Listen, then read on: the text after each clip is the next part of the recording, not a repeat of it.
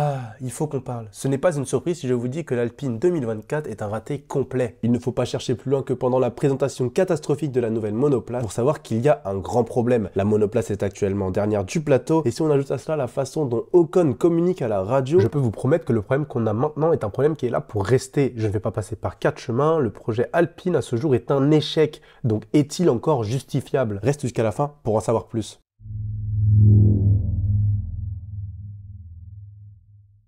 Personnellement, j'ai commencé à regarder la Formule 1 religieusement en 2016, ce qui veut dire que je suis et soutiens le projet Alpine, à l'époque Renault, depuis le jour 1. Je me souviens d'un Carlos Ghosn qui nous avait dit que dans à peu près 5 ans, on se battrait devant pour le championnat. À la défense de Renault, à l'époque, on était loin du budget qu'avaient les autres équipes en Formule 1. Et Renault hésitait encore fortement à faire son retour total dans la Formule 1 en donnant beaucoup de fonds. Parce qu'à l'époque, il n'y avait pas de budget capé. Dépenser 1 milliard d'euros dans la Formule 1 par an sur ta monoplace, et bah pourquoi pas. Néanmoins, on parlait quand même d'une somme de 300 millions d'euros qui était versée chaque année à l'équipe de Formule 1 pour atteindre les objectifs. Sur papier, le plan était là et tout aurait dû marcher. Enfin, pourquoi pas. Mais qu'est-ce qui s'est passé pour qu'on en arrive là où on en est aujourd'hui? Et hop, je vois déjà arriver les haineux dans les commentaires. Non, je ne suis pas contre Alpine et je ne crache pas sur Alpine. Moi-même, j'aimerais qu'il performe, mais bon, c'est compliqué et j'essaie juste de voir ce qui s'est passé. Allez, mettez vos ceintures pour le CSC du siècle.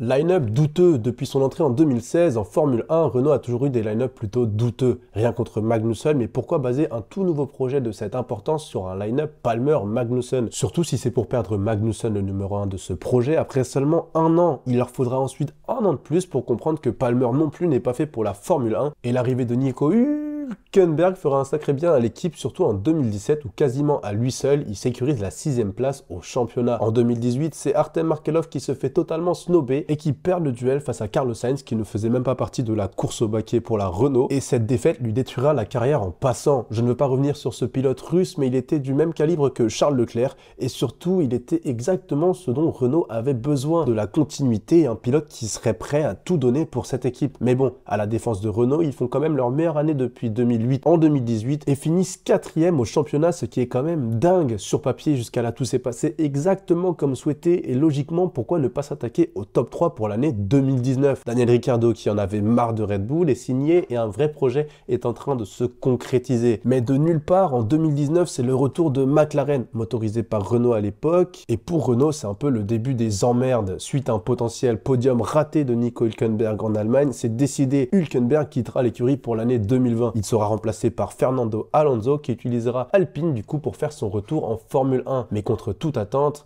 Ricciardo quitte le projet. La bombe éclate et le projet qui était basé sur Ricciardo tombe à l'eau, emmenant avec lui par exemple Abitbull qui sera relevé de ses fonctions car Abitbull était la personne qui avait tout misé sur Ricciardo et qui dit plus de Ricciardo dit plus d'Abitbull. Ocon remplacera Ricciardo après seulement 2 petites années et Fernando Alonso lui aussi quittera Alpine pour Aston Martin et sera remplacé par Pierre Gasly. Donc pour résumer, aujourd'hui en 2024 on a quand même un line-up de plan B car il faut pas oublier que d'un côté on a quand même un Ocon qui voulait juste rouler en Formule 1 et qui a trouvé sa place chez Alpine et de l'autre côté on a un Gasly qui a tout fait pour quitter la famille Red Bull et qui finit chez Alpine. Moi je veux tout le bonheur d'Alpine mais honnêtement je vois 2 pilotes qui en vrai dès qu'ils auront la possibilité partiront dans d'autres équipes. Ocon on sait tous qu'il est fortement lié à Mercedes et pour Gasly mais il partirait n'importe où d'autre parce que là avec Alpine et la performance actuelle c'est très compliqué.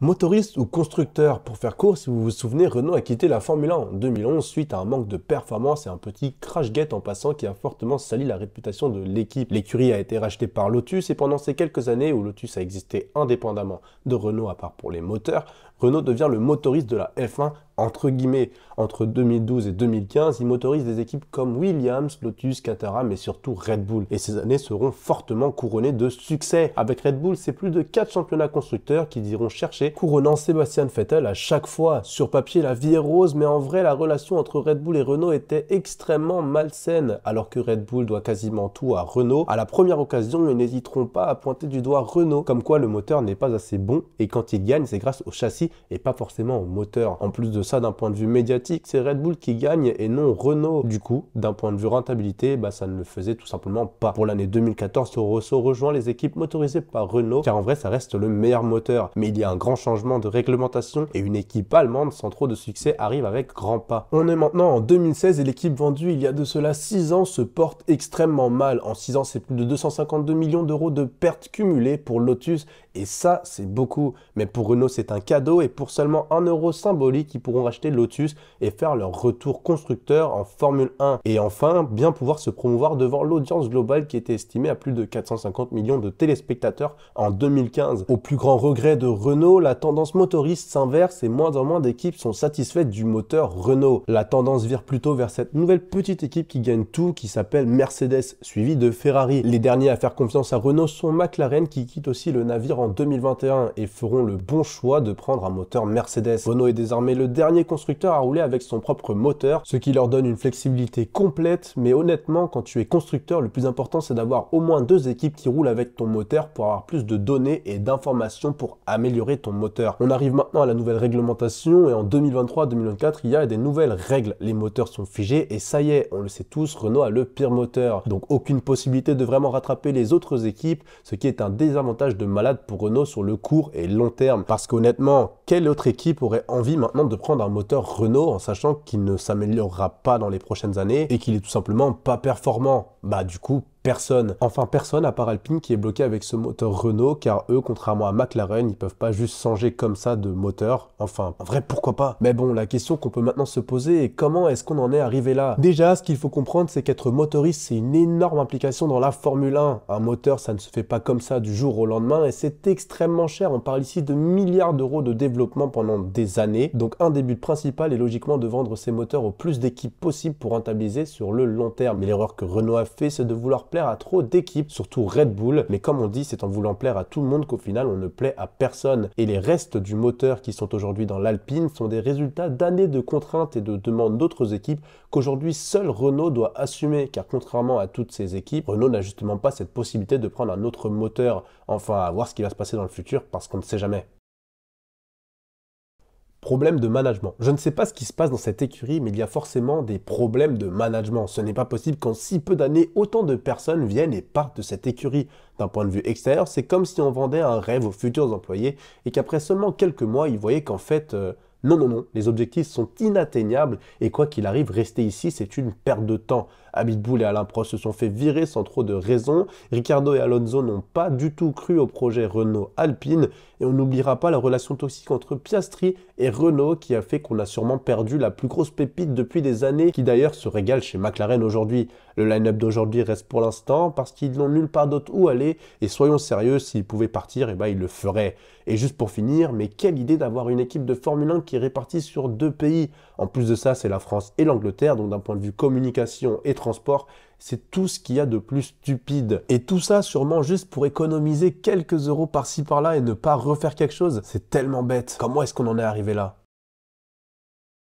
Et pour finir, on en arrive à l'erreur fatale. Ça peut être con, mais je pense que l'erreur fatale de Renault était de changer de projet en plein milieu du projet. Je parle ici de la renomination de Renault en Alpine. Et non, ce n'est pas juste une renomination. Pour nous, ce qui change, c'est peut-être juste la livrée de la monoplace, mais en vrai, c'est tout le fonctionnement de l'écurie qui change. Tout d'un coup, ils n'ont plus à rendre des comptes avec Renault, mais on peut tout mettre sous le nom d'Alpine. Oui, pour Alpine, ça a du sens, mais on aurait pu juste appeler ça Renault Alpine. Faire partir Abitbull n'était pas la bonne décision, et comme je le disais à l'instant, je trouve que cette renomination est aussi un aveu de défaite de la part de l'écurie.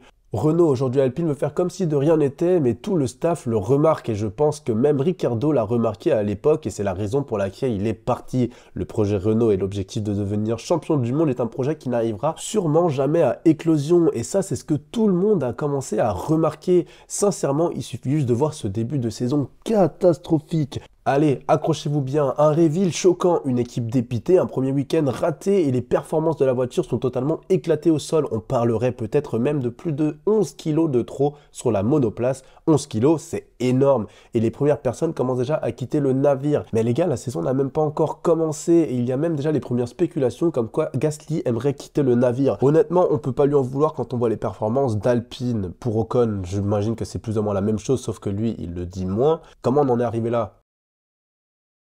Et maintenant, Ce qui est sûr pour l'instant, c'est qu'Alpine ne va pas se relever d'aussitôt de ses problèmes. Certains disent que dès qu'ils auront réglé le problème de poids, ils seront plus compétitifs, mais honnêtement, je ne pense pas du tout car ils vont allouer beaucoup trop de temps et d'argent à essayer de régler ce problème et ensuite ils ne seront pas là pour faire les updates nécessaires pour participer à la course au développement de l'année 2024. Si on était en 2025, comment on aurait pu dire que bon, on perd une année et l'année prochaine, l'année 2026, eh ben on peut revenir avec un tout nouveau concept et attaquer la nouvelle réglementation avec l'avantage de ne pas se concentrer sur cette année contrairement aux autres équipes. Mais non, on est bien en 2024 et il reste 2 ans avant l'arrivée de la voiture 2026. Le dilemme que l'écurie peut déjà se poser est le suivant. Est-ce que je tente de tout faire pour essayer de rattraper les autres équipes avant 2026 ou est-ce que j'abandonne et je me concentre sur la voiture de 2026 à 100%, sans oublier qu'il y a plein de partenaires dans cette histoire qui veulent eux une voiture performante dès demain si possible, ce qui met Alpine dans une très mauvaise position. Et pour finir, moi j'aimerais croire à un retour de Renault en 2026. Avant ça, je n'y crois pas du tout, mais je me pose forcément la question, pourquoi est-ce que ça marcherait cette fois contrairement aux autres? Solution. Je ne dis pas avoir la solution à tous les problèmes de Renault, mais j'ai 2 petites idées qui pourraient aider. Moi, je pense que la solution, du coup, se trouve dans la simplicité. Si Renault veut vraiment courir sous le nom d'Alpine et avoir la même implication, et bah déjà, abandonner l'idée d'être motoriste et constructeur. Ça allégerait fortement le groupe automobile et d'un point de vue retour marketing, de toute façon, c'est la même chose. Seul point négatif, ça prouve que Renault n'est juste pas dans la capacité d'être constructeur et motoriste en même temps. Est-ce vraiment grave? Je ne pense pas. Et si Renault veut rester motoriste, donc ça c'est la deuxième solution, eh bien faites-le, mais faites-le bien. Comme il se doit, une entrée avec le nom Renault comme en 2018-2019 et restructurer toute l'équipe et stop la liaison entre Enstone et Viry-Châtillon. Vous prenez tous vos gars, vous les mettez à un endroit et ils taffent tous ensemble dans la même langue sur les mêmes choses. Point négatif, ça va coûter extrêmement cher à l'équipe et autant juste abandonner le côté motoriste, on met tout à Enstone et c'est parti avec un nouveau moteur. Et toi alors, est-ce que tu penses que Renault va se relever de cette chute ou est-ce qu'ils vont quitter la F1 pour toujours? Merci d'être resté jusqu'à la fin et n'hésite pas à liker, t'abonner, partager cette vidéo pour suivre le sport auto à travers ma vision plutôt critique. J'espère que tu en auras moins marre d'être un noob. Allez, à très vite.